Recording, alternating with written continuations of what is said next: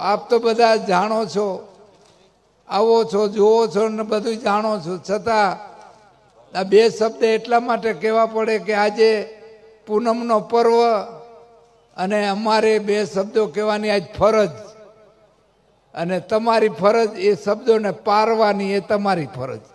આ બે ગુરુ શિષ્યને ફરજ જો સમજી જાય તો આપણો બેડો પાર થઈ જાય. બેડો પાર કરવામાં હડાહડ કળયુગમાં તમે જુઓ તો ખરા, તમે વિચાર તો કરો, કાયમી તમે સાંભળતા હશો. આજ અગાઉના સતયુગની અંદર એક પ્રમાણ હતું, બાપ બેઠો હોય ત્યાં સુધી દીકરો મરે નહીં. માં કે બાપ બેઠા હોય ત્યાં સુધી દીકરાનું મૃત્યુ ન થાય. આજ માવતરને 3